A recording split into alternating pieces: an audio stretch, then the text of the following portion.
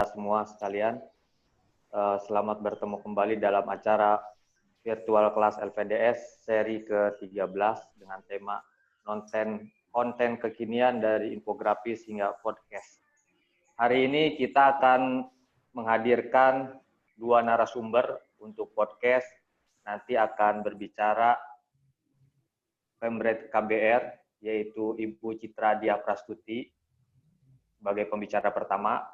Untuk pembicara keduanya nanti Bapak Rudi Asrori dengan tema membuat infografis yang kreatif. Sebelum kita mulai virtual kelas ini, saya ingin membacakan tata tertibnya. Yang pertama, peserta membaca makalah bahan presentasi narasumber. Selanjutnya, peserta setelah mengenalkan diri, peserta mengacungkan jari, mengangkat tangan saat akan bertanya atau melalui chat box percakapan saat narasumber masih melakukan presentasi kepada panitia. Nah, sebelumnya mari kita dengarkan pembukaan virtual kelas ini oleh Direktur Eksekutif LPDS Bapak Hendrayana. Pada beliau kami persilakan. Terima kasih Pak Jainal. Assalamualaikum warahmatullahi wabarakatuh. Salam sejahtera untuk kita semua. Sehat senantiasa untuk para peserta yang sudah kembali hadir di acara virtual kelas LPDS yang ke-13. Tidak lupa saya mengucapkan terima kasih kepada sponsor penyelenggara virtual kelas dalam yang ke-13 ini dari SKK Migas dan juga dari Impact. Terima kasih Pak Irwan dan Pak Galih. Virtual kelas ke-13 ini berbagai tema kita selenggarakan dalam rangka ingin mengupdate informasi-informasi terbaru yang kita mengapa mengadakan beberapa tema ini dari masukan juga dari kemarin. Selama 12 kali kita melakukan virtual class itu ada permintaan tema-tema ini yang akan kita hadirkan atau yang sebagaimana kemarin juga ada permintaan mengenai bagaimana meliput investigasi seperti itu gitu. Nah, untuk para peserta yang dari Aceh, dari saya mencatat dari sekretariat ada 70 orang ya Bu, yang sudah masuk ada 44 orang. Mulai dari Aceh sampai Papua dan juga ada rekan kita dari Timor Leste. Selamat bergabung nih kepada jurnalis dari Timor Leste yang tidak bisa saya sebutkan satu persatu. Semoga acara ini bermanfaat untuk kita semua. Saya kembalikan kepada Pak Jainal sebagai moderator. Selamat menyimak semuanya. Terima kasih Pak Hendra atas sambutannya untuk acara ini. Baik, untuk pembicara pertama yaitu Bu Citra Dia Prastuti, kami beri waktu 30 menit, nanti disusul 3 menit berikutnya dengan Pak Rudi Asrori, nanti 30 menit dan 30 menit kemudian menjadi 60 menit, kita ada pertanyaan di sesi terakhir. Silakan untuk waktu dan kesempatannya pada Bu Citra. Terima kasih. Baik, terima kasih. Selamat siang untuk teman-teman semuanya. Saya akan mulai dengan share screen dulu. Apa yang akan kita bahas untuk siang ini. Jadi seperti yang disampaikan, sesi untuk yang pertama yang akan saya sampaikan adalah soal membuat konten podcast. Ini termasuk konten kekinian kalau dari bagaimana LPDS membahasakan ini. Selain podcast juga nanti akan kita bahas soal infografis. Sekilas dulu tentang KBR, saya Citra Dia Prastuti adalah pemimpin redaksi dari KBR. KBR bermula tahun 1999 lalu sebagai radio news agency. Kami berjejaring dengan 500 radio di 34 provinsi. Kita bersiaran dari Jakarta, menyiarkan lewat satelit, produksi konten-konten berita, ada news update, ada bulletin, ada talk show, feature, investigasi, dan sebagainya. Lalu kemudian disiarkan lewat satelit ke jaringan KBR di seluruh Indonesia.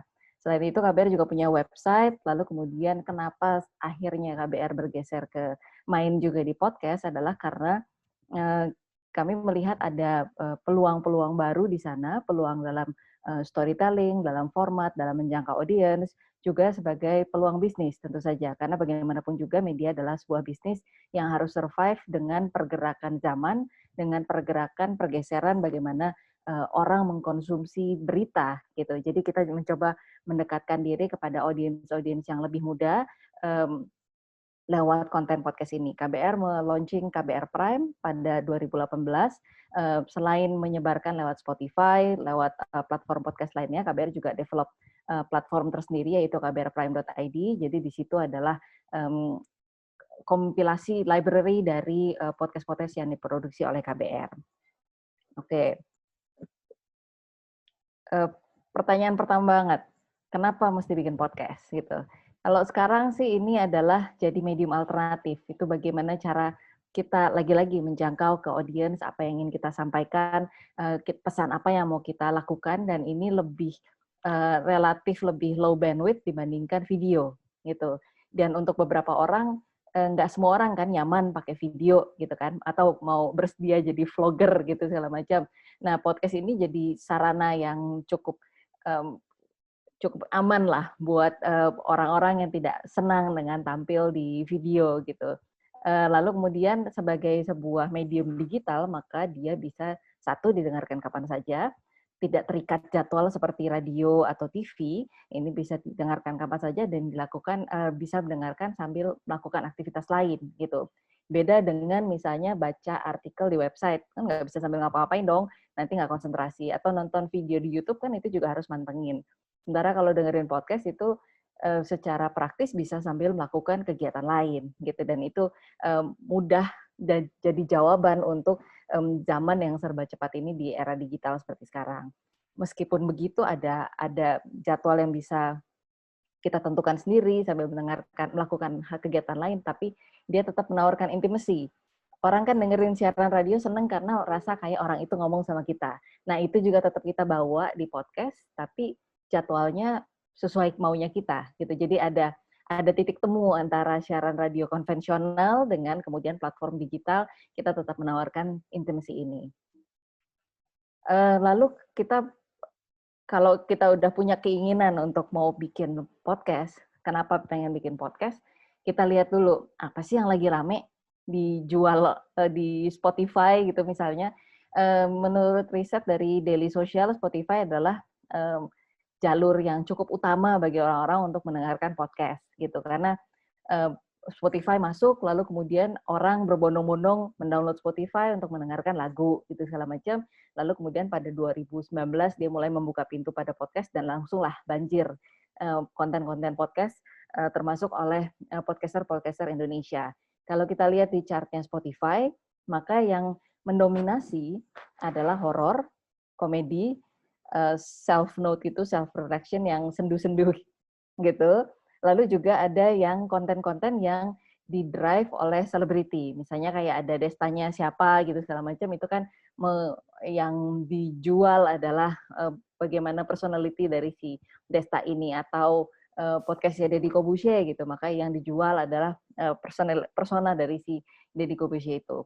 Apakah lantas tidak ada ruang bagi konten dengan jenis yang lain? Tentu saja ada, dan ini kemudian juga diisi oleh KBR. KBR menjadi partnernya Spotify eksklusif untuk memproduksi konten original. Jadi Spotify Original batch pertama dari Spotify adalah salah satunya diproduksi oleh KBR, judulnya Dear Dearest. Dear Dearest ini ide dasarnya adalah menulis surat, lalu kemudian surat itu dibacakan. Gitu. Ini kan sebuah kegiatan yang purba ya sebetulnya kan, menulis surat. Kita kapan sih kita terakhir menulis surat? Kayaknya terakhir mungkin nulis caption gitu, bukan nulis surat gitu. Jadi nulis suratnya surat cinta, bisa ditujukan kepada seseorang atau bisa kepada sebuah ide. Jadi ada juga misalnya yang menulis surat kepada Mother Earth gitu. Jadi bisa macam-macam. Nah, yang menjadi selling point dari si Dear Dearest ini adalah surat ini ditulis dan dibacakan oleh selebriti. Jadi kita mencoba reach out ke audience dari masing-masing si idol tersebut. Lalu perolehan sampai saat ini adalah Dear Dearest sempat jadi trending podcast nomor 1 di Indonesia. Lalu sekarang ada di posisi ke-97 dari top podcast. Jadi ini, dan format yang ditawarkan adalah storytelling. Jadi kita bikin bagaimana membawakan surat itu kan sebuah storytelling. Jadi ini yang kemudian kita jual. dengan ada pendengar yang cukup tinggi, maka kita punya harapan juga bahwa ada peluang akan jenis-jenis konten yang lain, tidak melulu horor, komedi, atau yang self-reflection seperti itu. Selain itu juga, ini adalah konten-konten podcast yang diproduksi oleh KBR. Karena KBR asal-muasalnya adalah berita, maka yang diproduksi oleh KBR tentu saja adalah konten-konten berita. Sebagian diambil dari siaran radio kita, lalu diubah menjadi podcast. Lalu ada juga yang memang kita bikin desain setup secara khusus sebagai suatu podcast, lalu kita distribusikan di platform kbrprime.id ini. Kita juga sebarkan di Spotify, di Anchor, di Google Podcast, dan lainnya. Jadi dari sini juga ada beragam tema, format, dan pendekatan yang kita pakai untuk setiap podcast, dan kita mencoba reach out ke pendengar yang muda dengan kebutuhan yang berbeda-beda. Sekarang kita bicara soal format podcast. Jadi kalau kita mendengarkan Spotify, maka yang cukup jamak formatnya adalah yang pertama, interview atau Q&A. Atau yang kedua, monolog gitu. Kalau teman-teman akrab dengan podcast-podcast yang ada di top charts, maka misalnya Rintik Seduh, ini dia masuk kategorinya monolog, karena kan dia kayak ngobrol sama kita aja gitu, dan dia banyak sekali pendengarnya. Atau ada juga yang bentuknya Q&A. Q&A kan seperti podcastnya misalnya punya Deddy Corbuzier atau Destanya siapa segala macam. Lalu ada conversational, ada non-fictional segala macam. Jadi ada berbagai macam format. Yang kita di sini pentingnya kalau misalnya kita memang pengen bikin podcast, di sini pentingnya untuk memperkaya khasanah telinga kita supaya tidak hanya melulu format itu yang kita bikin. Gitu, kita bisa memperkaya dengan mendengarkan podcast dari luar, tidak hanya yang ada di top chart Indonesia. Saya mau coba menguraikan format-format podcast yang bisa dieksplorasi oleh teman-teman ketika akan bikin podcast. Yang pertama adalah interview. Yang di sebelah kiri ini ada gambarnya adalah beberapa podcast yang bisa jadi referensi. Live in the Time of Corona itu produksi KBR, Startup itu produksinya Gimlet, Love Buzz itu punyanya KBR juga, How I Built This punya NPR, Asumsi punya Asumsi. Jadi ini konsepnya adalah wawancara, satu orang wawancara dengan orang lain, yang artinya kita cari ekspertisnya si orang tersebut kan. Si host bertanya, lalu kemudian ada yang menjawab. Artinya kita perlu perencanaan yang lebih baik. Jangan sampai misalnya kita bikin episode 1, terus habis itu bingung, episode 2 apalagi ya, episode ketiga apalagi ya. Jadi ini memang butuh plan yang baik, baik untuk keseluruhan episode maupun setiap episode itu. Jadi kita harus punya guest yang juga cukup kuat, karena kalau enggak, kenapa sih si audience perlu dengerin podcast ini gitu. Jadi misalnya di Love Buzz ini kan adalah sebuah podcast yang mengangkat soal bagaimana equality untuk kelompok-kelompok minoritas, lalu kemudian kita menghadirkan narasumber dari kelompok tersebut yang kemudian mereka bercerita, jadi kita bisa mendengarkan langsung versi dari mereka. Jadi itu bagian dari kekuatannya Love Buzz. Sementara Live in the Time of Corona adalah podcast yang kemudian kita ngasih tips-tips sederhana, lalu kemudian membahas soal corona itu secara sederhana juga gitu. Apa sih yang bisa kita lakukan di rumah, apa yang bisa kita lakukan dengan keluarga dan sebagainya. Ini yang formatnya Q&A. Kalau yang formatnya monolog seperti tadi saya sempat sebut adalah misalnya Rintik Seduh, lalu terus kemudian ada juga namanya Portrait of a Freelancer. Jadi ini kan ini format yang sangat intim sebetulnya, karena kan hanya satu orang, betul-betul mengandalkan orang itu bercerita tentang apapun, lalu kemudian kita diharapkan untuk engage sama si konten tersebut. Tapi ya downside-nya adalah tentu saja si yang melakukan monolog itu harus ngomong terus kan, nggak ada sparring partner, nggak ada partner untuk saling berbagi cerita, karena memang hanya dia aja yang ditampilkan. Oke, yang ketiga adalah yang conversational. Ini bisa 2 host atau lebih, ini cukup banyak konten seperti ini yang muncul di top chart, yang modelnya ada sekian banyak orang nongkrong bareng, terus ngobrol, bercanda-bercanda gitu, itu kan cukup banyak. Seperti salah satunya misalnya Rapot. Tapi ada juga yang modelnya ada 2 host ini saling bercerita kayak diskusi psikologi. Ini adalah salah satu best performing podcast-nya di KBR Prime. ini membahas soal mental health gitu. Mental health juga bukan isu yang setiap hari kita temui gitu, tapi kemudian sebetulnya itu adalah isu yang penting sehingga kita mengangkat itu ke dalam podcast yang bisa dinikmati sewaktu-waktu gitu. Teman seperjuangan kita mengangkat dan berbincang dengan kelompok-kelompok yang memperjuangkan toleransi dari berbagai aspek gitu. Jadi kita berbincang sama mereka, ada 2 host, lalu kemudian mengundang komunitas untuk sharing juga. Jadi bisa hanya 2 orang yang berbicara, itu seperti di Apa Kata Tempo, itu hanya Arif Zulkifli dan hostnya yaitu Lisa Siregar, tapi bisa juga mengundang tamu gitu. Jadi ada perbincangan yang dinamis, yang organik, yang kemudian si audiens merasa dia bagian dari percakapan tersebut. Lalu yang berikutnya adalah non-fictional. Ini lebih mengarah ke liputan investigatif, mendalam, dan sebagainya. Serial adalah podcast yang sangat populer di tahun 2014 atau 2015, dan itu kemudian membuat liputan-liputan berbasis audio jadi sangat populer di Amerika. Di KBR sendiri, KBR mencoba sudah sejak lama kita membuat cerita-cerita liputan audio di Saga, podcast bernama Saga. Lalu kemudian secara khusus pada tahun 2018 kami membuat serial Hidup Usai Teror. Hidup Usai Teror itu adalah serial podcast yang mengikuti kehidupan anak-anak yang orang tuanya adalah pelaku bom bunuh diri. Jadi kita coba melihat itu dari sudut pandang si anak, bagaimana kemudian hidup anak itu setelah orang tuanya nggak ada.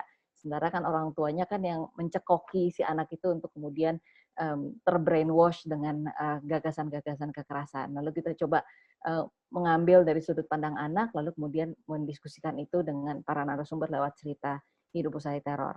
Hidup Usai Teror ini pada 2000 tahun ini mendapat hadiah penghargaan jurnalistik dari AJI dan UNICEF. Lalu yang berikutnya adalah fictional story. Nah, ini menarik ini karena ruangnya sangat luas, tidak terhingga bisa cerita apa saja. Kalau versi di Indonesia ada namanya Ramadan Pak Budi, itu produksinya dari Box to Box, lalu ada juga Sandiwara Sastra yang kemudian dimasukkan sebagai podcastnya Kemendikbud. Itu. Di luar, Forest 404 ini adalah podcast yang diproduksi oleh BBC. Ini menarik sekali Forest 404 ini karena produksinya sangat kaya, audionya sangat menarik, risetnya juga sangat mendalam. Ini bercerita tentang sebuah cerita fiksi ini soal di tahun sekian di masa depan ketika hutan tuh sudah nggak ada dan si tokoh utama dari cerita ini menemukan rekaman audio suara dari hutan. Dan dia bertanya-tanya ini suara apa gitu karena dia nggak pernah dengar, nggak pernah tahu apa itu hutan gitu. Dan itu kan juga jadi sangat dekat dengan kehidupan kita karena kita juga menghadapi problem ini kan sekarang kan kita kehilangan hutan kita karena kebakaran hutan dan lahan dan sebagainya gitu. Cerita ini sangat ya fictional story ini bisa macam-macam. Kekuatan drama kalau saya dulu masih kecil sih ada Sandiwara Radio, ada Sanggar Cerita gitu. Jadi ini semacam mengingatkan kita lagi akan seperti ini. Gitu. Lalu berikutnya adalah repurpose content. Ini banyak dilakukan oleh media yang seperti KBR yang punya konten di platform lain yaitu radio, lalu kemudian kita oper menjadi konten podcast. Jadi ya, ini kan kayak reuse dan recycle gitu. Jadi kita memakai siarannya sekali, tapi kemudian bisa dinikmati secara live, tapi juga bisa dinikmati sebagai sebuah konten podcast. Lalu saya mau langsung ke langkah berikutnya, supaya nanti kita juga punya ruang untuk tanya jawab yang lebih banyak. Langkah untuk membuat podcast, ini kemudian ada di keinginan pasti ada, lalu kemudian apa langkah pertama sih yang harus dimiliki gitu kan. Kalau tadi dengar percakapan sebelum acara ini mulai, oh bikin studio segala macam. Langkah pertamanya bener nggak sih mesti bikin studio atau jangan-jangan ada hal yang lebih mendasar lagi yang perlu kita pikirkan sebelum membuat studio, membeli alat segala macam karena itu kan juga investasi kan. Jadi saya sampaikan di sini adalah step by step-nya yang tentu saja semua bermula dari ide. Apa sih yang mau disampaikan di podcast?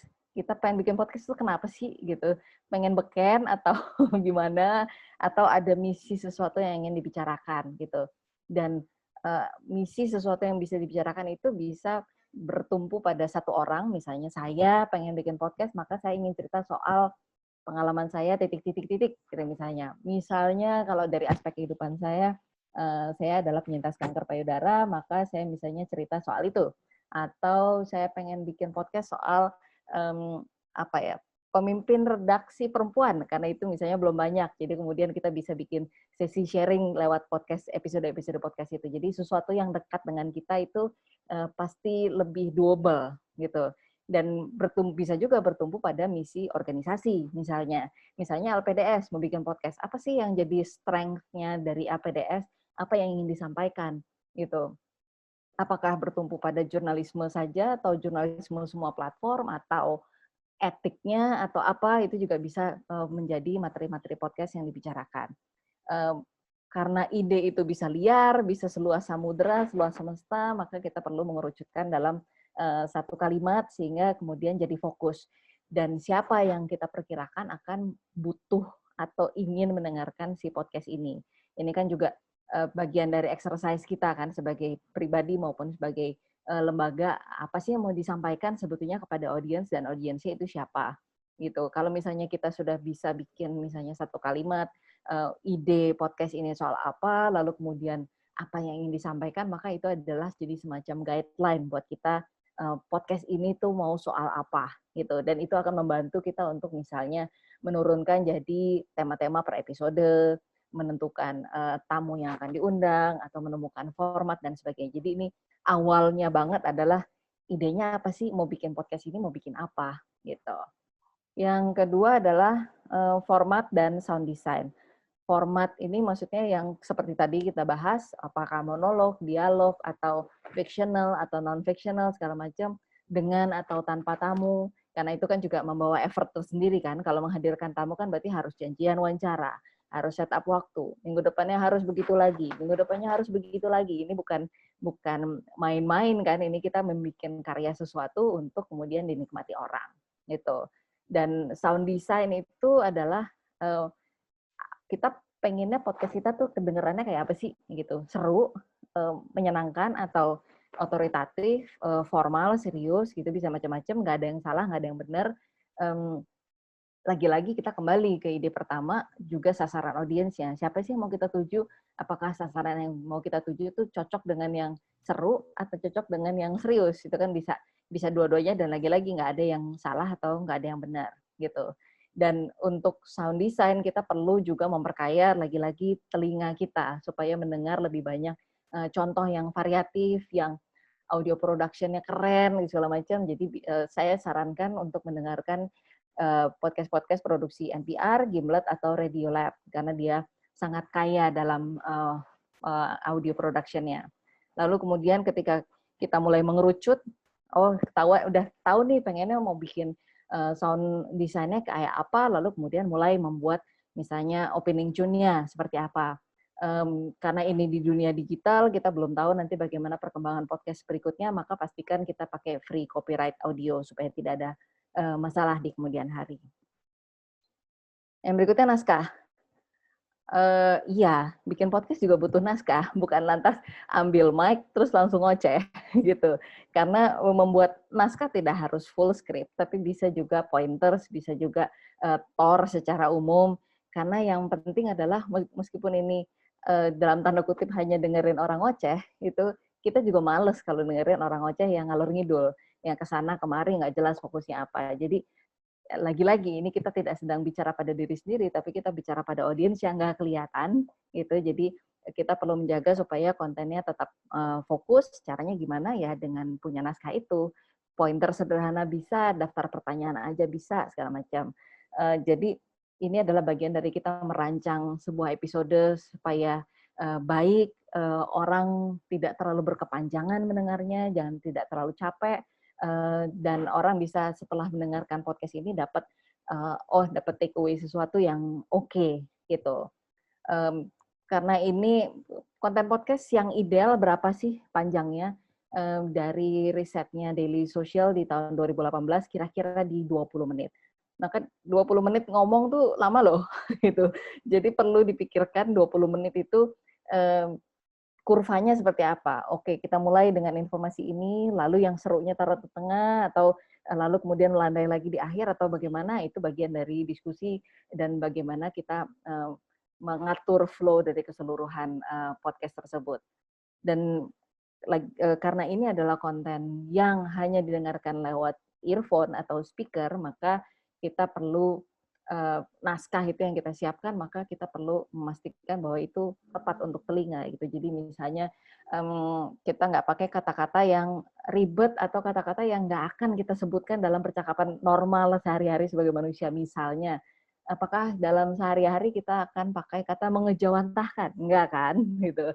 Kita pakai kata yang lain gitu, dan kita coret kata mengejawantahkan itu ketika kita membuat podcast, tapi kita pakai kata menerapkan, lakukan, menggunakan, ada banyak hal lain gitu. Jadi prinsipnya utama ketika menulis untuk telinga adalah write as you speak. Kita menulis seperti kita bicara. Gitu. Rekaman, ini juga biasanya orang kalau bikin podcast itu langsung sibuk nyari mic atau apa segala macam, seperti beberapa tahun lalu ketika YouTube gegap gempita, lalu semua orang pengen jadi vlogger, lalu semua orang jadi sibuk belajar atau belanja kamera atau cari handphone dengan kamera yang oke gitu segala macam. Pada prinsipnya adalah betul kita mencari audio yang baik gitu. Handphone zaman sekarang sih sudah cukup baik ya. Kalau misalnya hanya sebatas ingin Q&A atau monolog gitu masih aman. Tapi kalau misalnya memang mau yang lebih extraordinary, misalnya bikin fictional atau non-fictional storytelling, itu pasti ya butuh peralatan yang lebih besar gitu. Nah, kalau misalnya formatnya adalah Q&A sederhana, maka yang lebih perlu dilatih sebetulnya justru adalah bagaimana kita mendeliver show-nya, bukan tools-nya seperti apa. Misalnya, kalau misalnya tadi ini saya tulis di sini satu pertanyaan setiap kali mengajukan pertanyaan, karena kita punya tendensi untuk bertanya tuh bertubi-tubi gitu kepada narasumber, sementara kita misalnya kita aja di posisi narasumber, maka kita cenderung akan ingat cuma pertanyaan terakhir. Pertanyaan pertama nggak akan kita ingat gitu. Jadi sebetulnya kita ini bagian dari eksplorasi kan, bagaimana kita menyiapkan rekaman yang baik, ya nanyanya satu persatu. Itu tunggu dijawab dulu, dengerin, habis itu baru dilanjutkan dengan pertanyaan berikutnya. Gitu. Itu dasar-dasar juga sih dalam wawancara untuk radio. Dan penting juga riset ketika melakukan rekaman ini. Tadi kan sudah bikin naskah, lalu kemudian ketika rekaman, itu juga yang membutuhkan adalah riset supaya pertanyaan bisa dikembangkan. Jangan-jangan kita nyiapin 5 daftar pertanyaan, dijawab sekaligus sama narasumbernya dalam satu kesempatan gitu. Nah, artinya kan kalau kita menguasai bahan, kita bisa nanya lagi di luar list pertanyaan yang sudah kita siapkan. Nah, secara teknis, peralatan yang dibutuhkan adalah mikrofon, alat rekam, smartphone, earphone, laptop, editing software. Macamnya banyak, jenisnya banyak, maunya apa, sangat tergantung pada budget yang tersedia seperti apa gitu, dan ada banyak referensinya juga kalau mau lihat di YouTube gitu misalnya. Karena ada misalnya mic yang seperti apa, mic kondensor atau mic yang lainnya, segala macam, itu sebetulnya tidak ada patokan baku, ini harus seperti apa. Yang penting adalah kita menjaga kualitas audio. Dan kualitas audio sebetulnya tidak hanya ditentukan oleh peralatan kita pakai, tapi juga surrounding ketika kita rekaman. Misalnya kita merekam lagi mau taping podcast sama narasumber, lalu sebelahnya kipas angin. Ya wassalam audionya. Mau sebagus apapun alatnya, kalau sebelahnya kipas angin, ya suara kipas angin akan masuk. Gitu. Jadi itu yang juga teknik-teknik itu yang perlu diperhatikan, tidak hanya soal mikrofon keren apa yang kamu punya untuk podcast, atau alat rekam apa yang keren yang kamu punya untuk podcast, nggak soal itunya, tapi lagi-lagi kembali ke awal banget adalah kita jual ide, kita jual ini konten asik banget karena 1, 2, 3, lalu rekamannya dengan audio yang proper gitu. Publish, setelah selesai semua ada mixing, mixing bisa pakai Audacity kalau untuk yang free software, kalau yang berbayar bisa pakai Adobe Audition, lalu kemudian kita sampai di publish. gitu. Cara sederhana dan praktis adalah lewat Anchor.fm. Di Anchor.fm itu sebenarnya bisa di aplikasinya bisa sekaligus merekam, lalu kemudian langsung diupload. Ketika mengupload lewat Anchor.fm, akan otomatis ke Spotify, Google Podcast, Apple Podcast, dan lainnya. Karena Anchor ini sudah dibeli juga oleh Spotify. Jadi bisa in one go aja gitu, masuk ke Anchor FM, recordnya bisa di situ, paling kita mastiin mikrofon di HP kita oke, kita misalnya kita pakai earpiece segala macam juga oke hasilnya gitu. Dan ketika kita mempublish di Spotify ya kita ada di pasar malam kan sebetulnya kan. Spotify itu isinya sekarang ada lebih dari 1 juta konten podcast gitu. Tapi ada 80% orang Indonesia mengakses podcast dari Spotify. Jadi ini adalah pasar malam yang ramai, konten kita harus stand out kalau mau dilihat gitu kan. Sebagai bagian dari menjadi stand out di tengah kerumunan podcast yang ada, maka kita punya logo yang oke, kita punya podcast description yang oke, kita punya trailer yang oke juga. Fasilitas ini ada di Anchor semua, jadi bisa dipakai ketika kita sudah mencoba melakoni ya logo podcast yang oke, podcast description yang oke, sama trailer yang oke, kan sebetulnya kita mencoba meraih pendengar baru kan yang nggak tahu apa-apa soal kita, gitu kan. Lalu kemudian kita mencoba menjangkau dia dengan jualan ide kita ke dia supaya dia mau dengerin. Nah, sebagai bagian dari berjualan itu adalah kita bisa bikin namanya audiogram. Bisa punya sosial media sendiri, bisa digabungkan sama sosial media sendiri, itu sangat tergantung pada keleluasaan waktu, ketersediaan waktu dan tenaga. Kalau punya sosmed sendiri kan harus diurus, tapi kalau masuk ke sosmed pribadi ya udahlah sekalian jalan aja kan, sekalian foto-foto tanaman, habis itu promosi podcast bisa ditaruh semua di sosial media gitu. Maaf Mbak Citra, waktunya 3 menit lagi. Oke, sip. Lalu kemudian audiogram, ini adalah contoh yang audiogram di sini saya coba. Jadi audiogram ini adalah bagaimana kita membawa audio ke media sosial. Audio itu kan tidak muncul kan sebetulnya di media sosial, ada video gitu. Bagaimana dengan audio konten podcast kita kan materinya adalah audio, maka kita bikin yang namanya audiogram, mix antara gambar statis sebetulnya ini dengan cuplikan audio yang terkuat yang ada di dalam podcast kita. Ini adalah contoh dari audiogram yang kita bikin untuk episode terakhirnya Dear Dearest, episode surat yang ditulis oleh Riri Bogar dan dibacakan oleh Jessica Mila. Saya coba dengerin sebentar. Kedengeran nggak ya?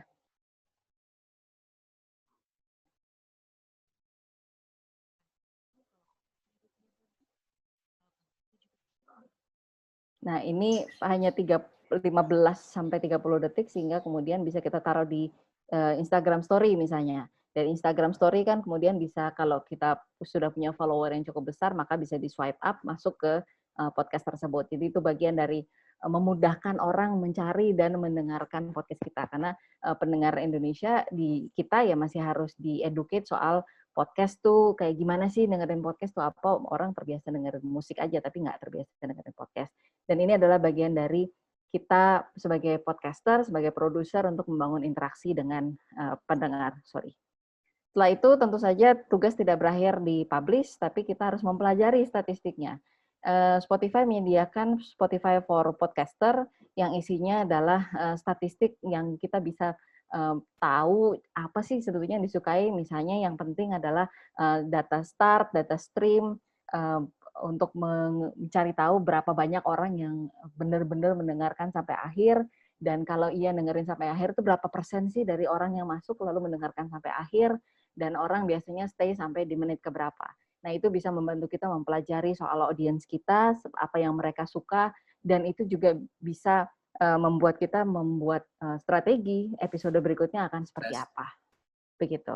Ya, Mbak, ini waktunya. Sip. Jadi sekaligus menutup, jadi kalau yang sudah siap bikin podcast, mencari tema yang dekat itu penting, karena ini adalah sesuatu yang kita jual ke orang.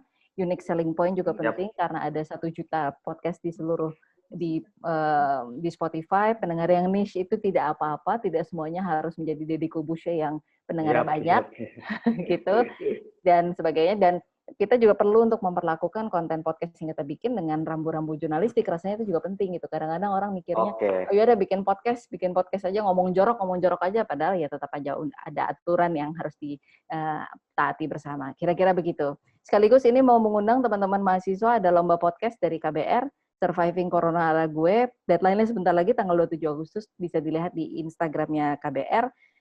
Sama ini juga bagian dari KBR mau bikin podcast party season 2 terbuka untuk umum nanti awal Oktober. Informasinya akan ada di Instagram KBR. Terima kasih.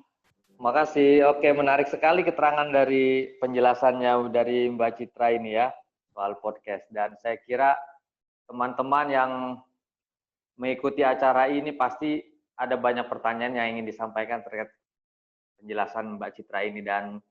Tapi saya kira tahan dulu, silakan dicatat dulu pertanyaannya apa. Nanti kita lanjut pertanyaannya apa. Saat ini kita dengarkan penjelasan dari Pak Rudi Asrari, kreatif designer Tempo, tentang bagaimana membuat infografis yang menarik. Beliau salah satu kreatif desainernya Tempo yang bisa disebut sebagai salah satu otak di balik infografis Tempo yang ciamik gitu ya. Untuk sekedar perkenalan, namanya Rudi Asrari, beliau lahir di Malang 10 Juni 74, kemudian karirnya bermula di PT Ikrar Mandiri Abadi, berlanjut ke Republika, lalu berlabuh ke Jawa Pos, kemudian ke Monitor, selanjutnya ke Republika, dan sekarang bergabung bersama Tempo Media Group. Kepada Pak Rudi Asrari, silakan waktu dan kesempatannya kami berikan selama 30 menit. Halo, Assalamualaikum. Selamat siang. Siang. Bisa mendengar suara saya, Pak? Sudah Ya, masuk, Pak? Oh, udah ya. Silakan. Terima kasih waktunya. Saya kebagian sesi kedua untuk menyampaikan tentang seluk-beluk infografis. Mungkin mulai dari apa itu infografis sampai menjadi infografis yang utuh, yang menarik, sekaligus sebuah karya yang mudah dipahami. Gitu. Sebelumnya saya terima kasih sudah diundang sama LPDS ya Bu ya, Pak ya. Terima kasih waktunya.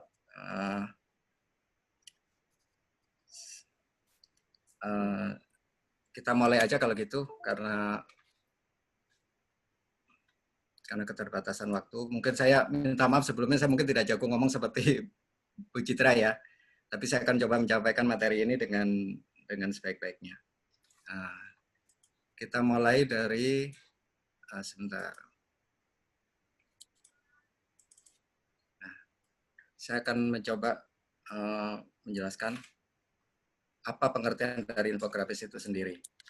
Jadi infografis itu adalah suatu bentuk penyajian data dengan konsep visual yang terdiri atas teks dan gambar yang dipadukan sehingga menjadi sebuah bentuk data yang bagus, menarik, dengan kekuatan visual yang bagus.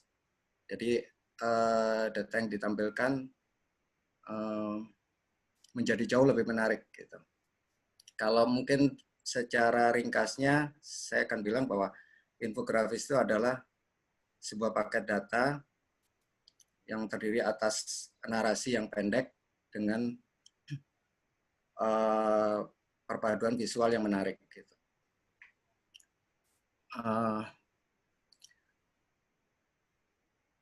Sebenarnya tujuan infografis dibuat itu sebenarnya untuk apa aja sih? Jadi infografis itu dibuat salah satunya untuk mengkomunikasikan pesan yang kompleks menjadi lebih sederhana. Jadi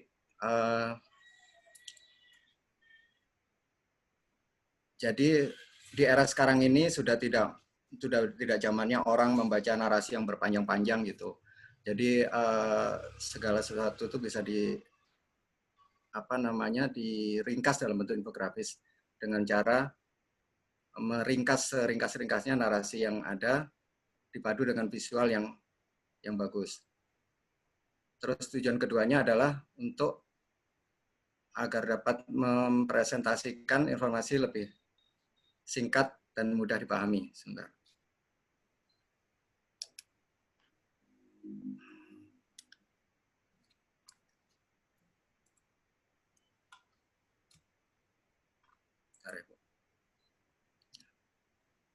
Poin ketiga adalah dapat menjelaskan data lebih mudah. Jadi dalam hal ini infografis diciptakan memang untuk mempermudah orang memahami satu kasus, satu peristiwa atau data secara lebih mudah. Dalam hal ini diperlukan kejelian dari si pembuat bahan dan si desainer juga sendiri gitu. Bagaimana dia bisa meringkas atau mengubah data yang panjang itu menjadi sebuah data yang ringkas dan mudah dipahami. Dan tujuan keempatnya adalah dapat memonitor secara periodik setiap parameter perubahan. Di sini jadi fungsinya infografis salah satunya adalah jadi gini, kita bisa bayangin ketika kita harus membaca narasi yang panjang tentang misalnya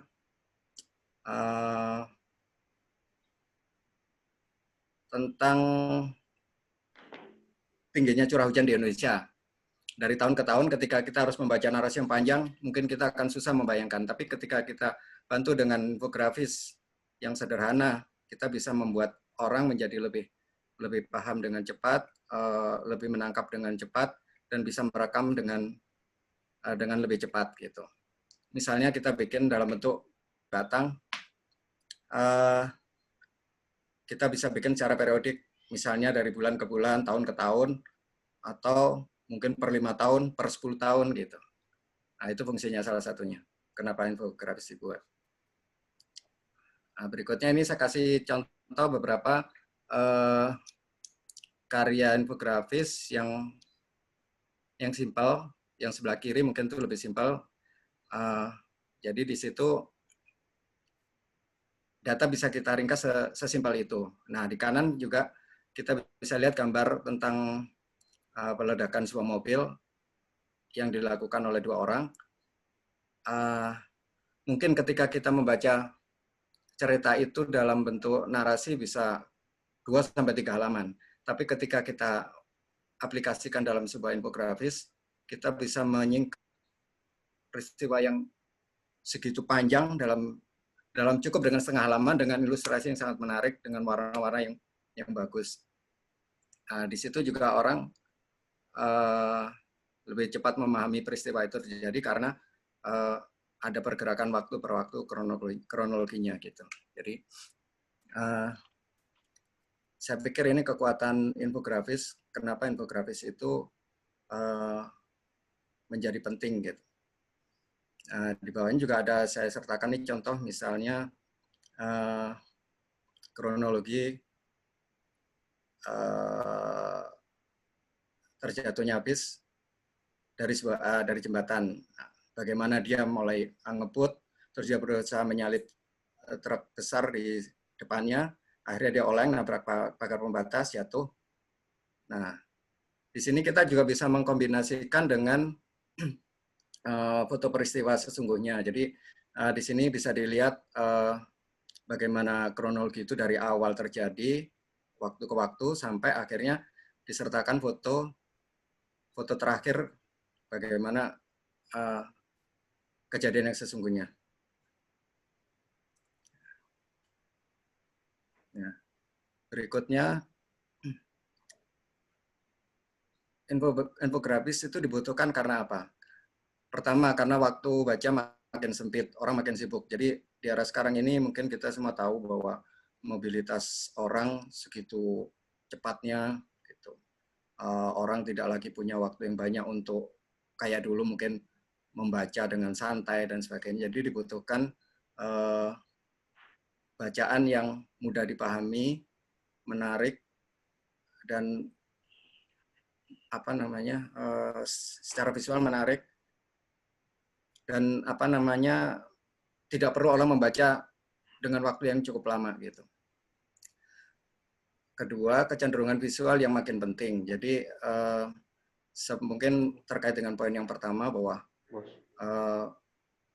di era sekarang ini mungkin memang tidak lagi zamannya kita seperti era dulu membaca yang panjang atau punya waktu yang banyak. Salah satunya yaitu jadi visual sekarang jadi lebih menonjol karena kebutuhan orang yang makin cepat itu. Dan ketiga,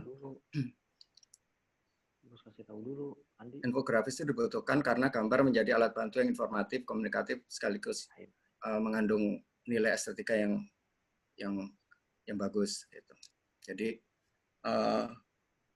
Jadi data itu pun tidak akan begitu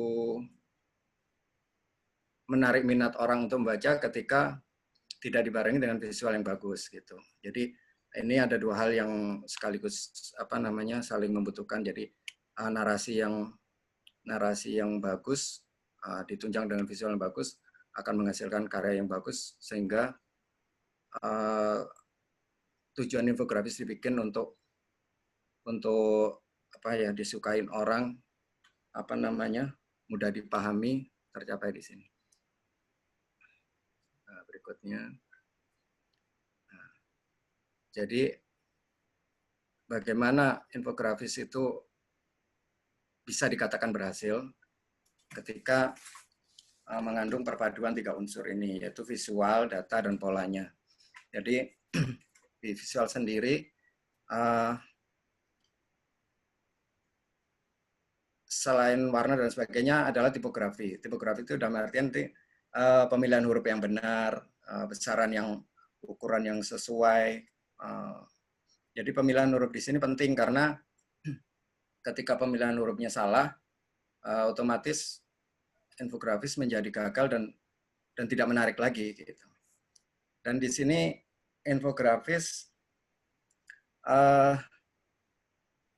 tipografi sebaiknya menggunakan huruf jenis sans serif. Sans serif itu kalau bahasa ringkasnya adalah sans itu artinya dalam bahasa Perancis artinya jadi kira-kira sans serif itu huruf yang tidak berkait. Jadi dalam ini misalnya huruf Frutiger, Gotham,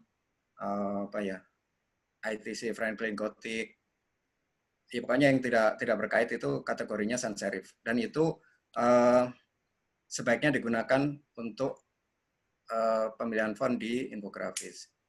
Terus kedua, visual itu harus menarik dan unik gitu. Jadi dengan membuat visual yang menarik, otomatis orang akan nyaman untuk menikmati. Itu juga harus didukung dengan konsep visual yang bagus gitu. Jadi infografis tidak hanya dibuat cuman penggabungan dua unsur tadi, tapi di sini harus mengandung konsep visual yang bagus. Dalam artian semua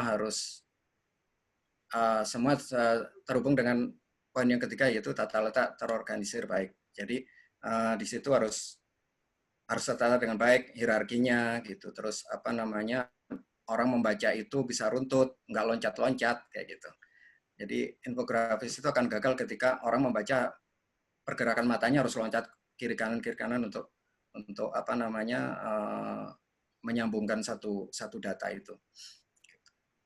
Yang keempat, padu padan bentuk dan warna. Nah, ini penguasaan teknik. Nah, ini lebih mungkin ke skill ya, skill si pembuat infografisnya sendiri. Jadi skill dalam hal ini bisa dipadukan dari berbagai software yang dia kuasai gitu. Ini tergantung skill orangnya sih gitu. Dan kedua adalah pemahaman kombinasi warna. Nah, ini penting dalam hal ini. Warna itu akan menarik perhatian ketika kombinasinya memang enak gitu. Dan warna akan cenderung ditinggalkan orang untuk dilihat, apalagi untuk orang tertarik membaca ketika warna itu bertumpuk tidak jelas. Pada akhirnya ketika warna itu kombinasinya tidak berhasil, otomatis data atau informasi yang mau disampaikan tidak sampai sama sekali gitu, karena orang sudah tidak ada keinginan untuk membaca gitu. Nah, penunjang kedua adalah data. Jadi data itu yang pertama memang harus sahih, itu wajib sih gitu. Artinya data itu harus benar-benar dari sumber yang jelas yang bisa dipertanggungjawabkan. Jadi jangan sampai kita tidak jelas sumbernya. Jadi ketika ini orang berpikir bahwa ini hanyalah asumsi dari si pembuat infografis, ya gitu. Jangan sampai itu terjadi. Jadi makanya kenapa ke setiap infografis itu kita wajib mencantumkan sumber data atau sumber beritanya, karena dari situ kita meyakinkan ke publik bahwa apa yang kita sampaikan memang betul-betul data yang sahih, itu bukan bualan, bukan data abal-abal atau bukan asumsi dari si pembuat infografis sendiri gitu. Nah, yang nggak kalah pentingnya adalah intisari. Jadi data itu mungkin data yang kita akan kita bikin infografis mungkin bisa berlembar-lembar, tapi dari situ kita bisa memilah mana yang jadi kita bisa memilah mana yang penting, mana yang kurang penting, mana yang sangat tidak penting, misalnya kayak gitu. Jadi dari situ kita harus ambil intisari dari data itu sendiri, sehingga ketika kita menyampaikan sebuah data misal tentang kebakaran, ya intinya kita fokus di kebakaran gitu, tidak lari ke sana kemari bahannya gitu. Jadi tidak bias gitu maksud saya. Ketiga adalah unsur pola. Jadi pola tutur yang jelas itu penting karena di situ menyangkut bagaimana kenikmatan orang ketika membaca infografis gitu. Jadi ketika tuturnya bahasanya juga mungkin lugas, nah itu lebih memudahkan orang untuk memahami sebuah karya infografis gitu. Terus sederhana. Nah, sederhana dalam hari ini infografis yang bagus itu tidak melulu harus yang heboh karena mungkin ilustrasinya yang super keren dan sebagainya, tapi mungkin pola sederhana itu justru menjadi daya tarik orang untuk lebih mudah memahami dan orang lebih lebih betah untuk membaca gitu. Terus ketiga ya polanya logis, jadi memang harus logis karena memang gini,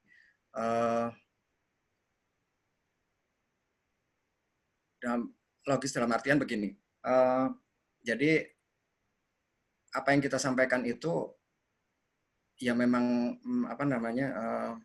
tidak mengada-ngada gitu ya, bahwa apa yang kita sampaikan memang sesuatu yang masuk di akal gitu, yang make sense dan seterusnya gitu.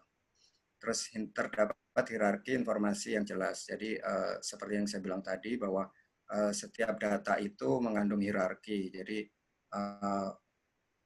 mana poin utamanya yang kalau dalam tulisan itu ada headline, ada second headline, nah gitu. Itu jadi harus dibuat hierarkinya yang jelas gitu. Jadi ketika orang membaca, orang tahu kerucut dari data ini gitu. Nah, dari pertemuan tiga unsur tadi, visual, data, dan pola, maka kita akan dapatkan target utama, yaitu mudah dipahami. Gitu. Jadi infografis akan berhasil di sini ketika tiga unsur ini terpenuhi. Berikutnya, nah ini menurut Mario Garcia. Jadi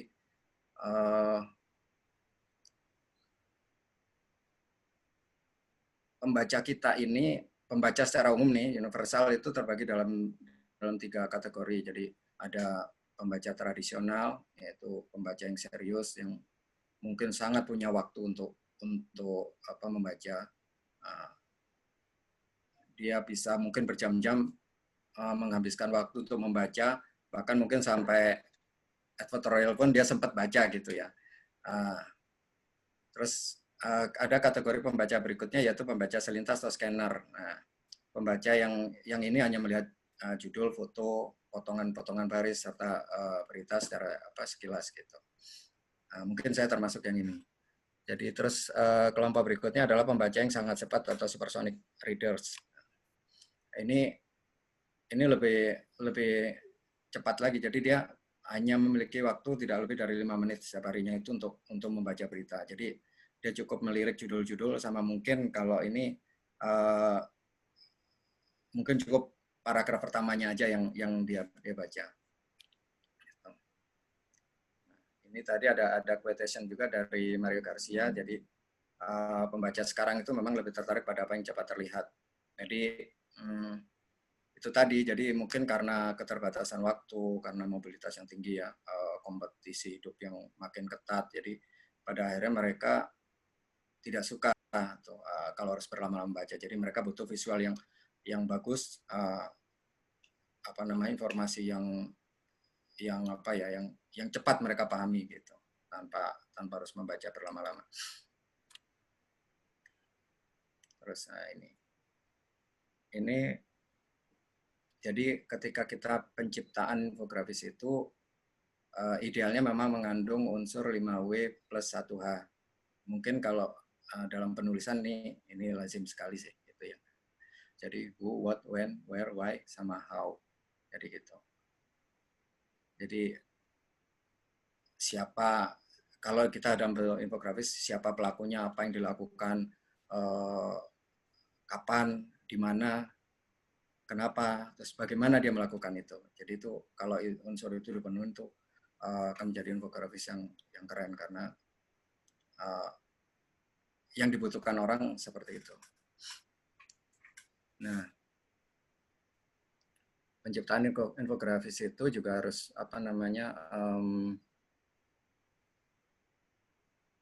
sebaiknya menyampaikan informasi atau cerita yang esensi gitu ya. Jadi dalam hal ini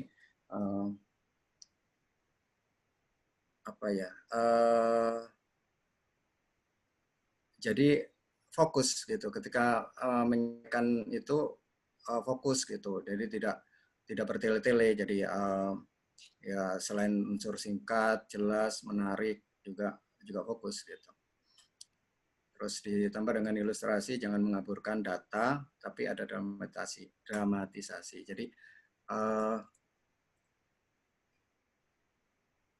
Jadi ketika kita pentingnya ilustrator infografer itu adalah dia harus memahami data atau cerita yang ingin dia visualisasikan. Jadi penting kenapa? Karena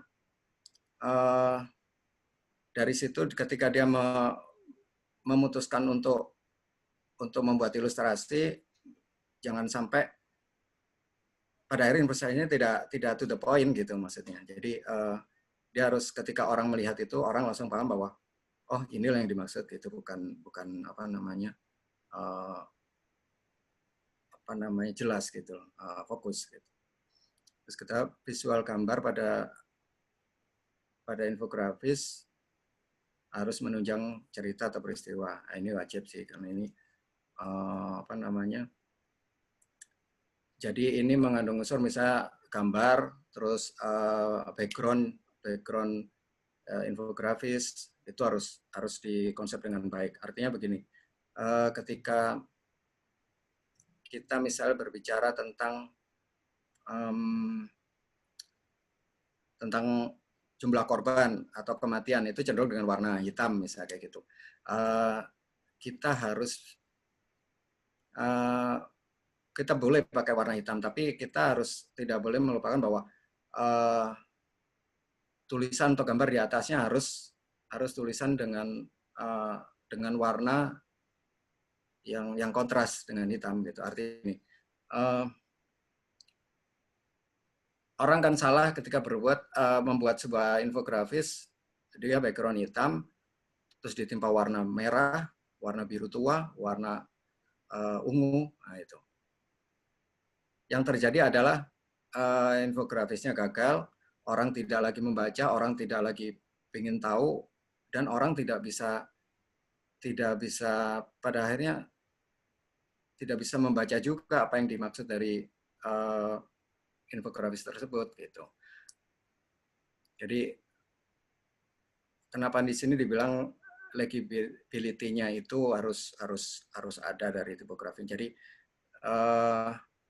tingkat keterbacaan itu penting. Jadi ketika orang bikin infografis dengan menggunakan warna-warna gelap, tetap tidak salah. Tapi jangan lupa ketika dia memunculkan gambar ataupun tulisan itu harus kontras dengan background-nya gitu. Jadi pada akhirnya diharapkan infografisnya berhasil, tulisan tetap muncul, ilustrasi tetap menarik gitu. Nah, di sini dibilang poin keempatnya adalah judul jelas, singkat, dan menggambarkan masalah. Nah, jadi ini mungkin urusan dari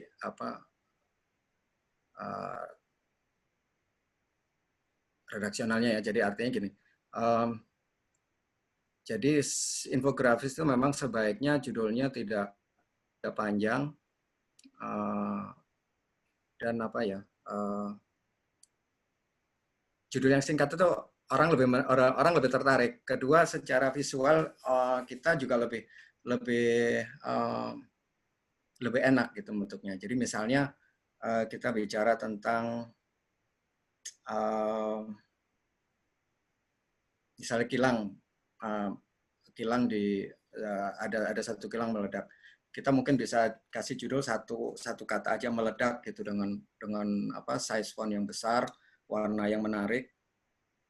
Orang kan cenderung lebih ingin membaca ketimbang kita misalnya kasih judul misalnya kesalahan prosedur, misalnya kayak gitu. Jadi secara artistik pun desainer itu akan lebih mudah mengolah judul yang pertama daripada yang kedua gitu. Di sini kita coba bahas tips dalam pembuatan infografis. Jadi poin 1, gunakan gambar sesederhana dan realistis atau simbol metafora yang dimengerti umum. Jadi kita tidak perlu berpikir yang ide yang terlalu tinggi. Cukup kita sebenarnya kalau kita berbicara tentang satu peristiwa, icon apa sih yang sebenarnya yang bakal mudah dipahami orang, dan orang ketika melihat aja udah paham sebenarnya ini membahas tentang apa. Yaitu tadi, jadi perlunya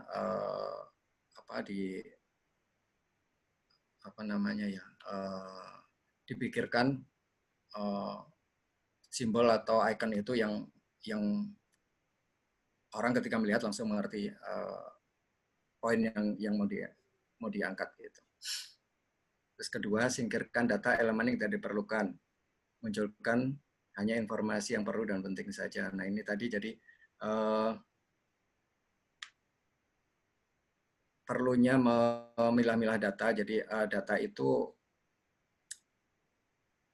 sebaiknya, karena infografis itu selalu keterbatasan keterbatasan ruang ya. Jadi dalam hal ini sebaiknya data juga memang tidak terlalu panjang, karena memang fungsi infografis juga meringkas data yang panjang jadi lebih ringkas. Jadi dalam hal ini biar perpaduan antara data dengan visual itu balance gitu, enak secara visual, estetika bagus. Jadi di sini diperlukan jadi tidak hanya data sebenarnya. Jadi elemen itu misalnya kita tidak terlalu tidak bisa juga terlalu terlalu banyak main icon, terlalu banyak main ini. Jadi cukup yang ini aja, yang penting aja. Jadi dari situ orang akan melihat bahwa apa yang kita sajikan itu memang fokus gitu. Terus data dan fakta harus akurat, cantumkan sumber yang dikutip. Nah, seperti yang saya bilang tadi, jadi harus sahih, harus valid, jadi dan tidak lupa harus dicantumkan sumber yang dikutip. Jadi ini wajib nih, karena ini menghilangkan asumsi dan membuktikan bahwa apa yang kita sampaikan itu memang data fakta yang akurat gitu. beri penekanan pada data utama atau penting. Nah, ini tadi. Jadi ini tentang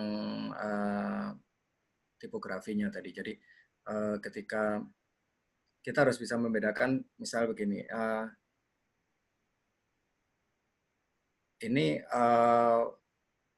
ini pokok pembicaraannya, ini sub pokoknya. Jadi biar orang tahu bahwa dari situ kita bermain, misalnya kenapa hurufnya ini lebih gede ya, kenapa yang ini lebih kecil gitu. Jadi di situ pentingnya bermain tipografi. Jadi itu menuntun pembaca juga memahami apa namanya,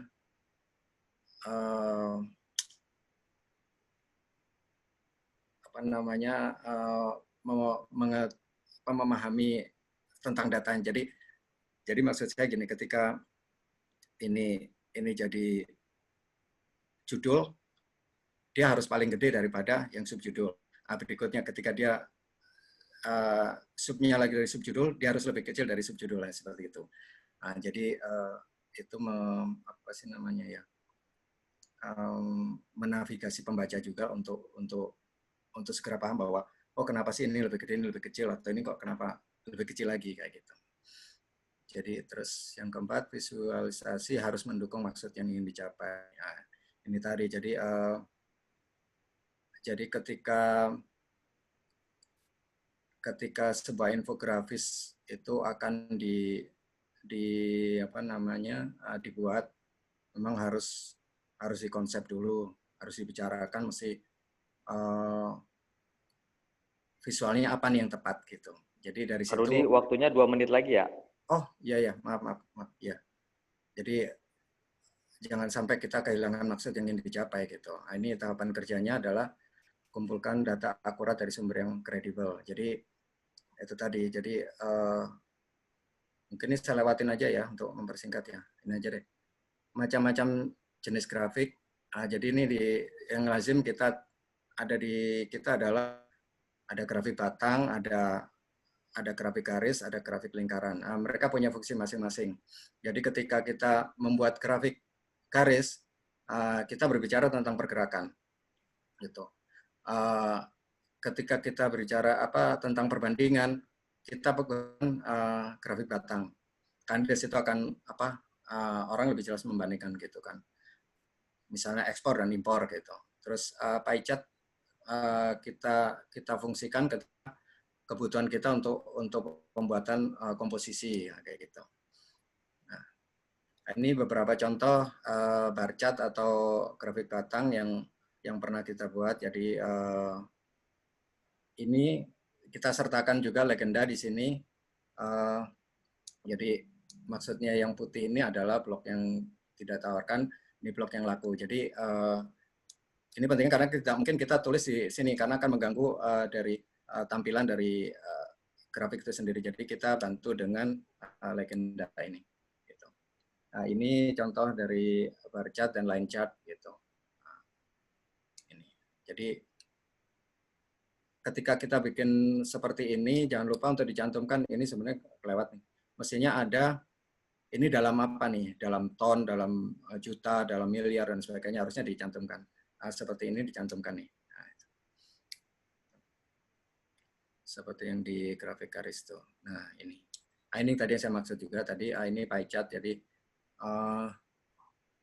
ketika kita memilih background yang gelap, kita usahakan warna di atasnya harus lebih terang, jadi jangan sampai informasi yang kita sampaikan tidak berhasil gitu, karena orang capek makanya untuk melihat apa sih yang dimaksud gitu, karena warnanya bertumpuk-tumpuk dengan kombinasi warna yang tidak bagus gitu. Nah, ini contoh, jadi grafik batang pun bisa kita buat lebih menarik ketika kita tambahin icon-icon yang menunjang grafik tersebut gitu.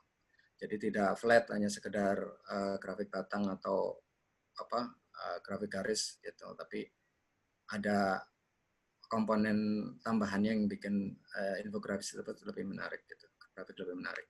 Seperti ini. Nah, ini juga salah satu bagian bagaimana kita ketika itu harus setiap minggu kita harus meringkas bahan yang sekian banyak untuk diubah dalam satu halaman dengan menggunakan icon atau simbol yang orang langsung mengerti gitu. seperti itu gunung meletus, ini burung.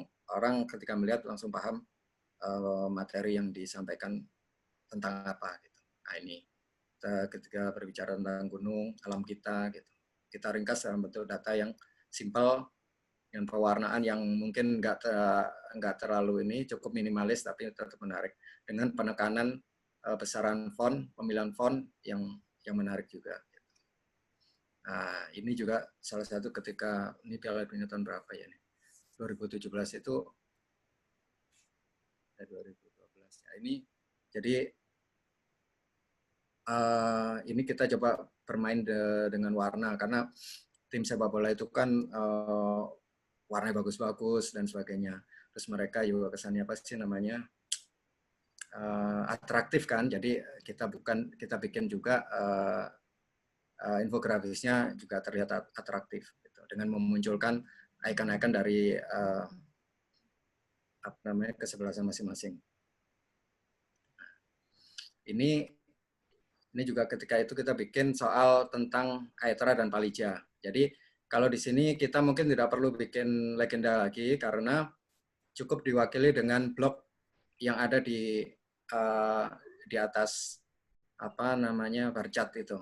Jadi warna orange itu Aetra, warna hijau Palija gitu. Mohon maaf Pak Rudi, waktunya sudah habis. Ya. Habis. Oh ya. Jadi gini, akhirnya dari ujung dari itu semua adalah kita harus mendapatkan dari komunikasi yang jadi infografis itu harus mengundang minat pembaca, mudah dipahami dalam sekali membaca, dan berhasil mengkomunikasikan pesan atau makna yang ingin disampaikan. Nah, gitu. Kurang lebih gitu. Terima kasih.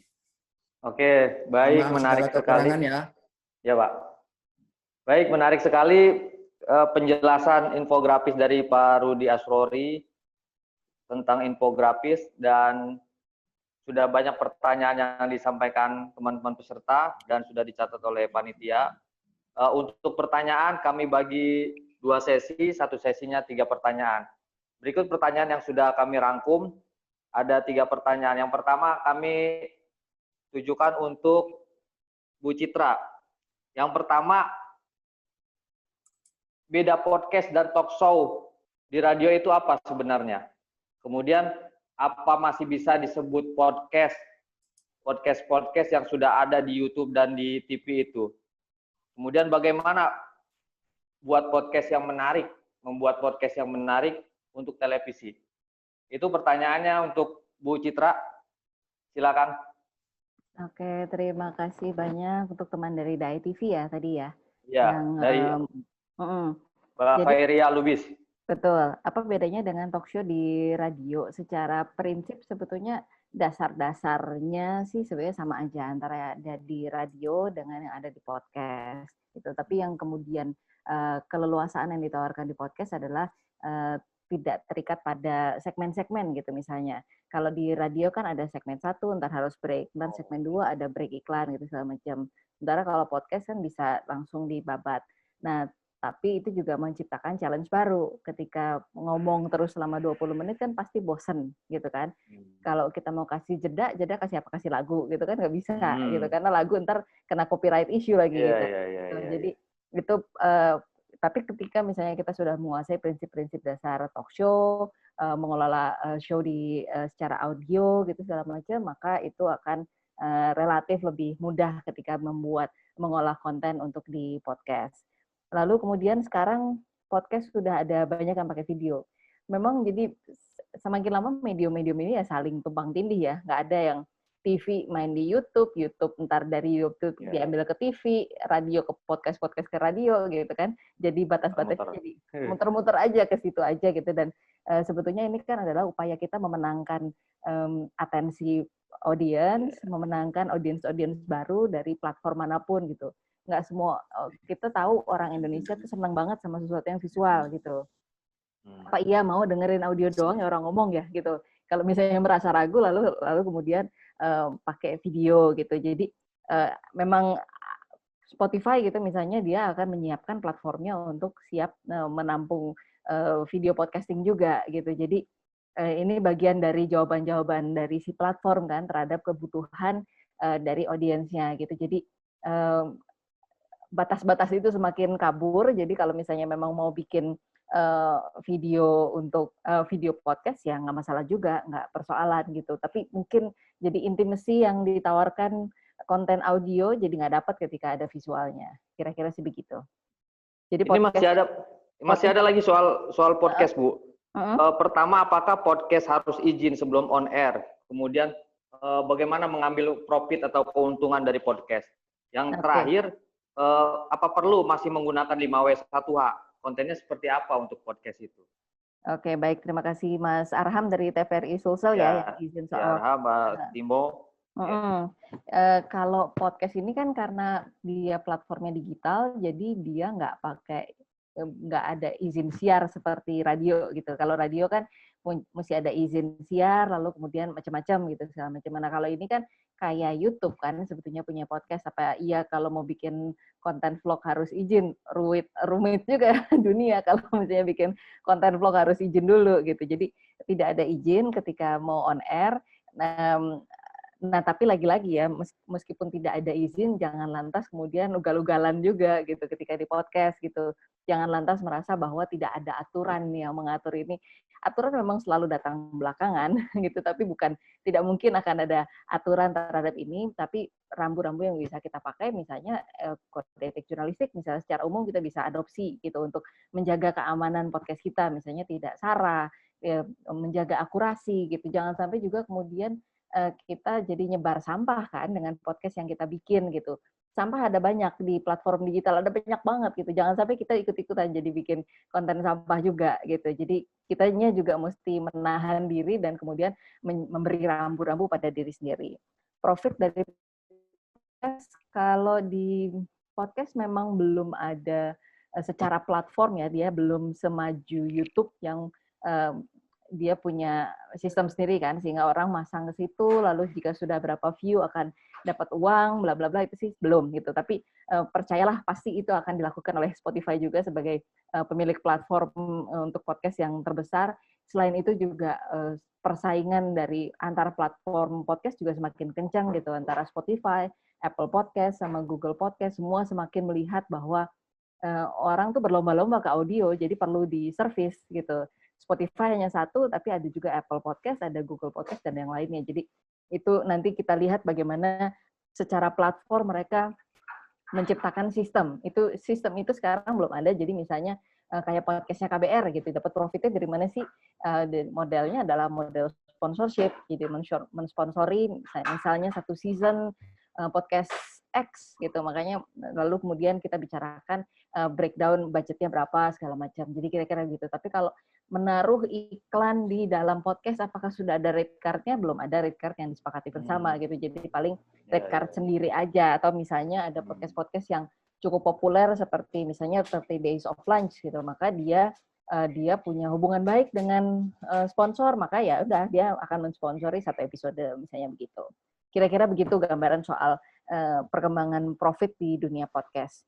Yang terakhir pertanyaan dari Timo dari Jubi, podcast itu apakah tetap 5W1H gitu? Secara prinsip kalau kita yang bikin adalah jurnalis, maka ada baiknya itu juga tetap kita lakukan gitu. Jadi itu bagian dari menjaga kualitas. Terus kemudian kalau podcast itu adalah atas nama media, tentu kredibilitas media juga tentu harus kita jaga gitu. Caranya gimana? Ya salah satunya adalah 5W1H itu sedasar selemah-lemahnya iman itu menerapkan itu kira-kira. Lalu karena itu kemudian membangun imaji yang positif juga terhadap podcast yang kita produksi. Kontennya apa aja gitu. Lagi-lagi karena bisa apa aja, kita yang harus nahan diri. Jangan sampai kemudian misalnya nyebar hoax, jangan dong gitu. Maksudnya kita memanfaatkan itu untuk membuat kita punya privilege, punya bikin konten, lalu kemudian bikinnya konten sampah kan ya jangan gitu kan. Jadi itu yang kemudian kita dari masyarakat, dari publik yang kemudian bikin podcast, itu yang justru harus menjaga kualitas itu, jangan sampai lantas jadi sampah gitu. Kayak YouTube gitu, awalnya kan oke, baik, lalu kemudian ada prank. Itu prank kan juga nggak baik gitu kan. Apakah mungkin ada prank di audio podcast? Nggak tahu sih, nggak kebayang sekarang. Tapi apakah dulu kita kebayang ada prank di YouTube? Enggak juga gitu. Jadi semua bukannya tidak mungkin, yang penting yang adalah bagaimana kita kemudian menjaga kualitas dari konten yang kita ciptakan itu. Ya, ya. Baik, menarik Bu. Pertanyaan berikutnya untuk Pak Rudi. Ini banyak sekali teman-teman, sepertinya teman-teman yang masih dicetak di media massa bertanya tentang infografis. Ini ada pertanyaan dari Reza Gustiar dari Radar Bogor.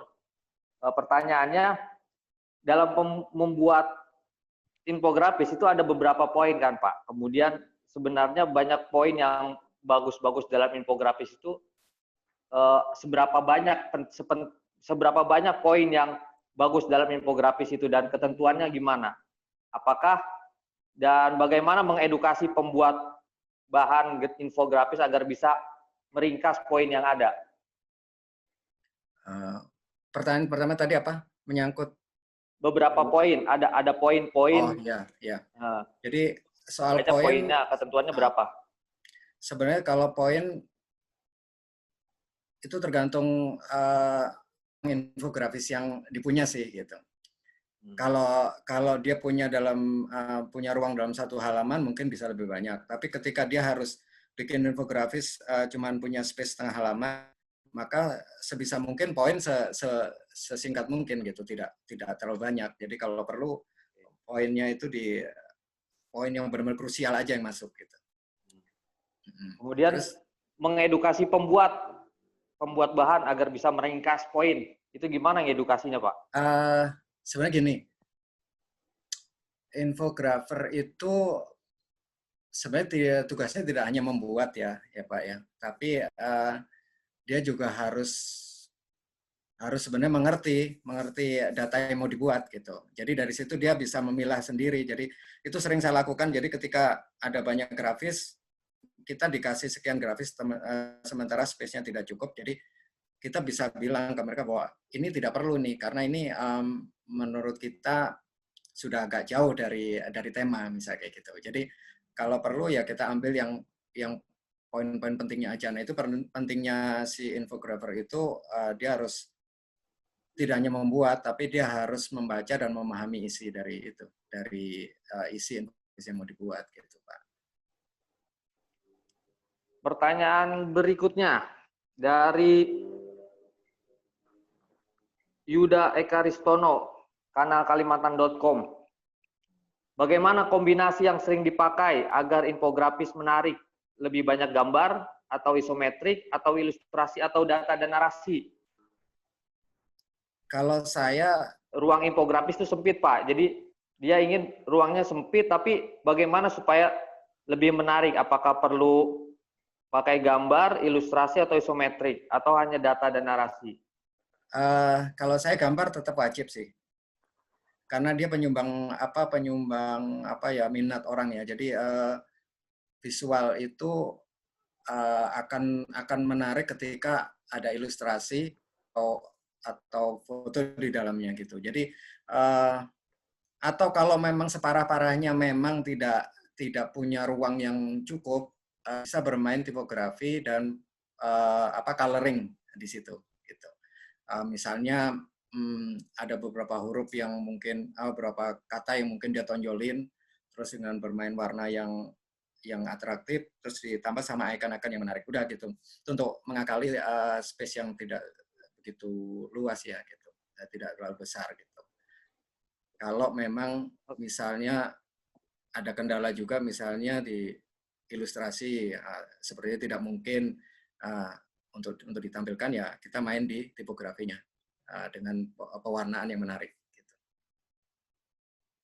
Oke, ini menarik ya Pak ya. Ini teman-teman di media cetak ini sepertinya mengikuti sekali. Jadi ada lagi nih dari Timo juga.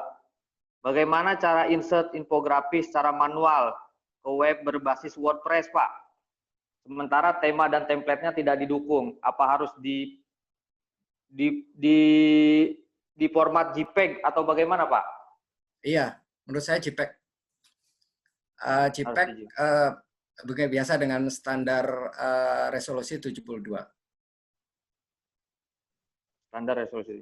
Oke, gitu ya, Mas Timo. Karena gini, JPEG pun kita usahakan resolusinya jangan terlalu besar, karena kalau besar nanti apa namanya berpengaruh ketika orang browsing atau ingin melihat itu lama terbukanya. Jadi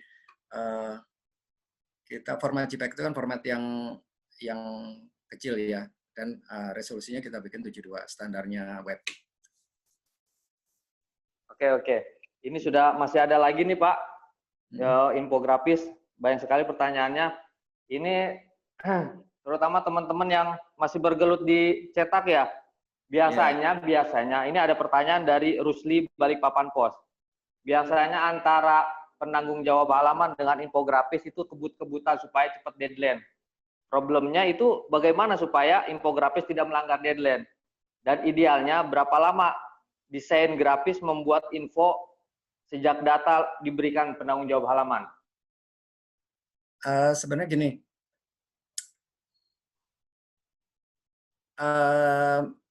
kalau kita mau bikin infografis yang bagus, kita harus dikasih waktu yang cukup. Itu syarat pertama. Kedua, data yang masuk sebaiknya memang sebisa mungkin kalau kita media cetak nih harus terbit pagi, siang sudah diputuskan Pak. Jadi di situ ada rapat perencanaan, nanti berikutnya kita akan berbicara tentang visualnya bagaimana. Kalau memang ada foto yang menarik, kita siapkan fotonya. Kalau memang itu butuh ilustrasi yang super jelimet, ya artinya mungkin berbicara tentang kronologi yang membutuhkan banyak gambar, ya itu sebaiknya si tim kreatif meminta bagian redaksi untuk memutuskan jauh lebih awal gitu, karena kita butuh waktu yang lebih panjang. Dan, jadi tidak bisa dadakan ya? Nggak bisa, untuk HL. Pak. Nggak bisa Pak. Kalau kita dadakan, ya harus terima kalau hasilnya apa adanya, mungkin bahkan tidak menarik gitu Pak. Karena karya itu ketika dibuat secara terburu-buru kelihatan kok gitu. Hasilnya kan kelihatan. Idealnya itu berapa lama Pak? Kira-kira berapa jam gitu kira-kira untuk menghasilkan yang infografis yang ciamik gitu? Sebenarnya berapa jam kira-kira? Gini Pak, speed tiap ilustrator itu beda-beda ya. Ada yang menguasai banyak teknik, dia menggambar bisa cepat, tergantung di situ juga sih gitu. Tapi kalau mau idealnya sih sebenarnya setidaknya sih kalau menurut saya itu paling nggak jam 5 itu sudah clear gitu. Sudah clear datanya atau? Iya, sudah clear datanya. Sudah konsep visualnya udah final, udah dirembukin, udah oke. Jadi tinggal eksekusi gitu. Jadi jam 5 itu menuju sana untuk eksekusi visualnya. Sekaligus pembuatan infografisnya gitu. Oke, untuk kemudian pertanyaan dari Nova, mahasiswa UHAMK. Untuk Pak Rudi, apakah dalam membuat infografis terdapat kode etik juga? Apa bekal yang harus dimiliki bagi orang yang baru mulai membuat infografis? Kalau kode etiknya infografis itu yang pasti ya memang harus menyertakan sumber Pak. Sumber itu wajib. Gitu. Karena data diambil dari mana itu harus mengandung sumber gitu. Tapi kalau kalau kode etik untuk untuk si infografernya sendiri sih menurut saya enggak ya. Yang penting dia menguasai bahwa pemilihan hurufnya harus baik, terus jangan memilih huruf yang terkesan kuno juga kan, kita harus lebih kekinian cara memilih fontnya. Terus dia punya tes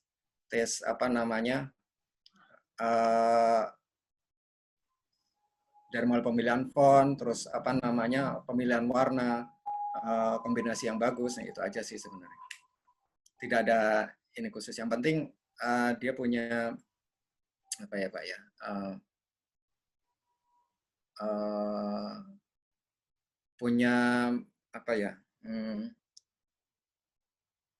dia bisa membuat sesuatu itu gimana caranya nyaman orang ngelihat itu, nyaman, enak, menarik gitu. Nah, tadi itu unsurnya adalah dia harus menguasai pewarnaan, menguasai font, bisa bermain tipografi dan seterusnya gitu Pak. Baik Pak, masih ada lagi nih pertanyaan nih Pak. Ya, silakan. Dari Arham, TVRI Sulsel. Apakah ada program aplikasi pendukung jika minim dalam kemampuan menggambar? Kalau standar ya Photoshop sih Pak. Itu standar sekali sih ya. Tapi lebih umum lah. Kalau Illustrator kan mungkin lebih rumit lah ya. Tapi jangan lupa ketika kita bikin ilustrasi pakai Photoshop, minimal DPI-nya kita bikin 300. Jadi nanti output yang dihasilkan tuh high resolution gitu. Tapi sekarang kalaupun dia misalnya menguasai InDesign pun untuk ilustrasi sederhana udah bisa kok Pak dari situ Pak. Oke, jadi minimal Photoshop ya Pak ya? Ya, standar lah Pak. Standar. Oke, ini masih ada dari Wandi Dai TV. Rudi Dai TV. Jadi jika infografis yang akan dibuat dalam bentuk animasi dengan disertai voice over, apakah ada aturan khusus untuk menyusunnya? Trik agar infografis animasi dapat mudah dipahami dan tidak membosankan penonton seperti apa ya? Kalau apa tadi aturan ya Pak ya? Iya. Kalau aturannya saya sebenarnya kurang paham, mungkin Bu Citra lebih tahu. Tapi kalau apa namanya, kalau durasi ya, ngomongin durasi, kalau saya sih sebaiknya tidak lebih dari 3 menit lah Pak. 2-3 menit Pak. Halo? Halo. Ya. Iya. Durasinya kisaran 2-3 menit aja Pak gitu. Kalau terlalu lama orang malah nggak ini. Iya. Apa ada aturan khususnya? Tidak ada Pak? Kalau aturannya itu terkait paham, dengan ya, animasi. Kalau itu saya kurang paham Pak kebetulan. Supaya tidak membosankan itu bagaimana Pak? Supaya tidak membosankan menurut saya ya animasi itu mungkin yang lugas-lugas saja kali Pak ya, yang mungkin yang lebih mendekati ke kehidupan sehari-hari gitu. Kalau dia misalnya bikin apa ya, animasi tentang apa ya, misalnya apa nih, misalnya campaigns, misalnya tentang peduli lingkungan gitu ya, mungkin kita bisa yang diangkat yang lugas-lugas saja tentang kelakuan kultur orang kita yang sehari-hari seperti apa. Mungkin yang unik-unik bisa diangkat di situ. Jadi nanti ketika diaplikasikan dalam bentuk animasi, menurut saya jadi menarik Pak, karena itu ngena langsung ke kehidupan kita sehari-hari. Itu justru menurut saya animasi yang bagus ya begitu. Masih ada nih Pak, satu lagi Pak. Silakan. Dari Yuda Ekaristono, kanal Kalimantan.com. Berapa banyak tim yang terlibat dalam pembuatan infografis di Tempo? Apa saja timnya? Kita sebenarnya gini Pak. Kalau ngomongin berapa banyak sebenarnya itu kan ini ya tergantung seberapa kebutuhannya Pak ya gitu. Jadi ketika misalnya kayak di Tempo kita nangani untuk di Media Lab, kita ada bagian Media Lab, ada kita untuk cetak. Itu otomatis ya memang bisa 3-4 orang gitu Pak. Gitu. Tapi kalau misalnya hanya fokus di satu media, misalnya koran aja, mungkin 2 ya cukup Pak. Oke, ini pertanyaan terakhir nih Pak. Ya silakan. Jika mengambil gambar-gambar semacam kartun, gambar ilustrasi formal dari perusahaan misalnya, itu etikanya seperti apa ya? Untuk dipakai di mana nih Pak? Ya di media misalnya, atau untuk ilustrasi berita gitu Pak. Oh sebaiknya tuh harus izin, ada izin sih Pak gitu kan, kita nggak bisa serta-merta comot Pak gitu. Takutnya itu mengandung hak cipta atau memang itu kecuali kalau misalnya begini, misalnya kita ngambil apa ya Pak ya, kalau misal kita infografisnya misalnya ngomongin tentang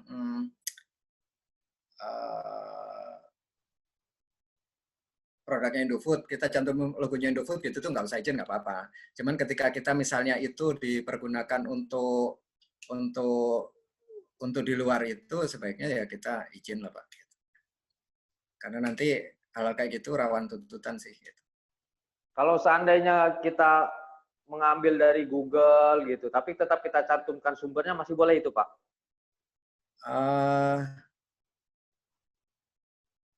Sebenarnya gini, dulu itu Google sebelum, kalau sekarang kan dulu di itu ada apanya ya, jadi ada, sebentar, kalau di Google itu dulu ada ini Pak, sebentar Pak, apa ya?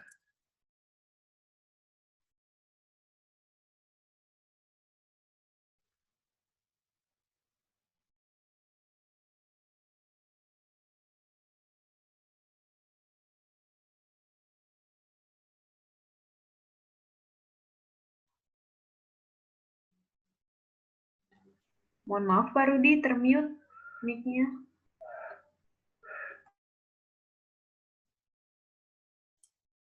Maaf ya. Halo? Bisa Ya, dengar halo suara Pak. saya? Ya. Nah, jadi tadi yang poin soal persyaratan dari Google udah dengar Pak tadi Pak? Yang ya belum, yang ambil dari Google gimana Pak? Ya, itu kalau dulu kan ada aturannya bahwa ada gambar yang boleh dipakai, artinya free, ada gambar yang mengandung hak cipta, ada gambar yang boleh dipakai setelah dimodifikasi, ada gitu-gitu Pak. Jadi itu penting ini. Jadi tidak serta-merta ketika kita ngambil di Google semuanya sah gitu, enggak juga Pak.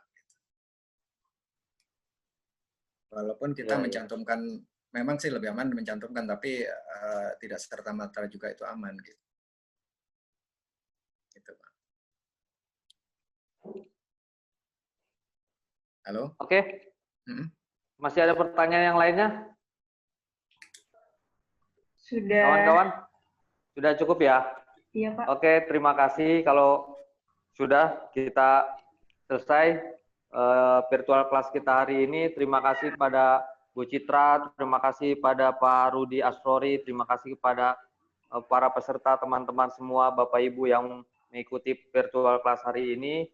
Mudah-mudahan apa yang kita terima pada hari ini dari penjelasan para narasumber memperkaya pengetahuan kita dan dapat kita aplikasikan dalam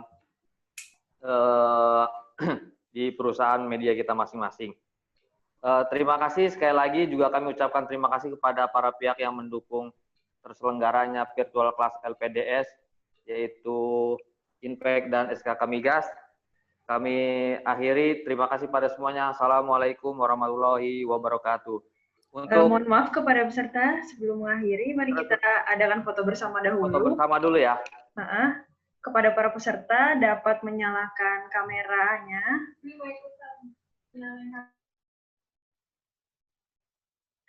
Bisa menyalakan kameranya dan dipastikan bahwa wajahnya sudah terlihat di kamera dengan baik.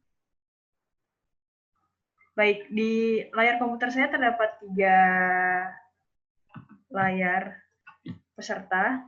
Saya mulai dari layar pertama. Saya foto ya, 1, 2, 3. Baik, ditahan terlebih dahulu. Baik, untuk layar kedua, saya foto lagi. 1, 2, 3.